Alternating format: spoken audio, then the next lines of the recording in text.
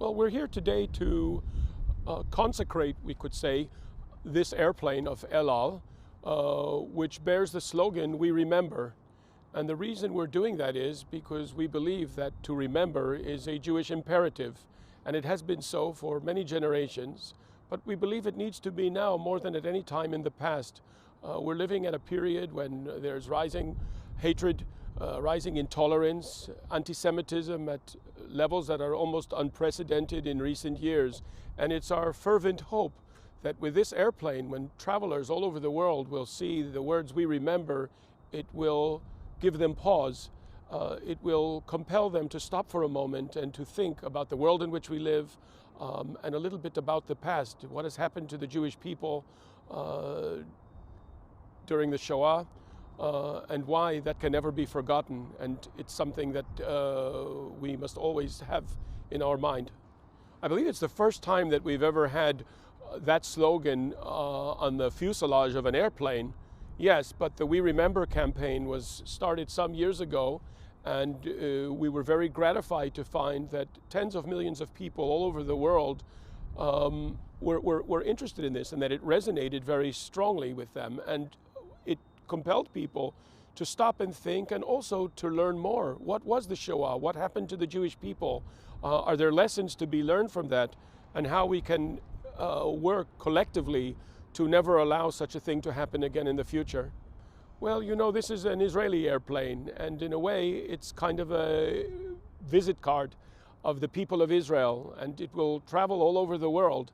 Well, this airplane is about to take off for Berlin. And of course that's not insignificant, that this slogan, "We remember," will be carried off to Germany, to the place in which the Holocaust was hatched, masterminded, to the people whose forefathers were those who implemented that diabolical plan to annihilate the Jewish people. And we think that there is a certain symbolism that an airplane of the Jewish state will arrive in Germany carrying that slogan. And it's not, God forbid, an aggressive slogan. It's not that we want to say something to hurt the sensitivities of people. Just the contrary. It gets back to what I said earlier. We hope that it just gives people pause and compels them to stop and think for a moment about the past, and why we can never allow ourselves to forget it. Well, the pilot is someone who lost two grandparents in the Shoah. They were murdered in the German extermination camp, Auschwitz-Birkenau. And I think it has particularly significance for him.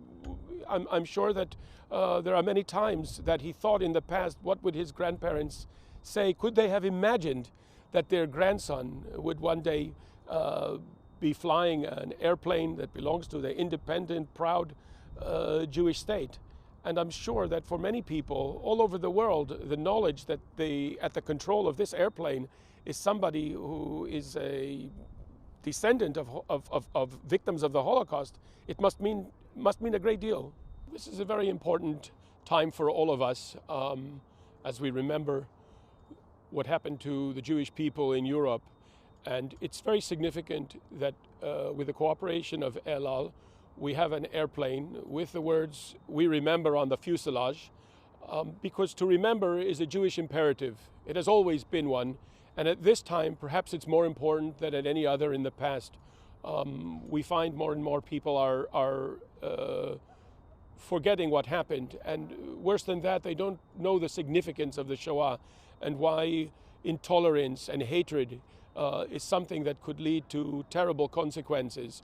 The World Jewish Congress deeply believes that to remember is something that is an imperative not only addressed at Jews, but also at the wider world. And it's our great hope that when this plane arrives in Germany, and when it also lands in many other countries all over the world, it will give everyone who sees it pause. It will compel them to think about the Shoah, about the significance of what happened in those terrible years, the chilling crimes that were committed, and why all of us have to work collectively, Jews and non-Jews, humanity, to prevent such things from happening again in the future.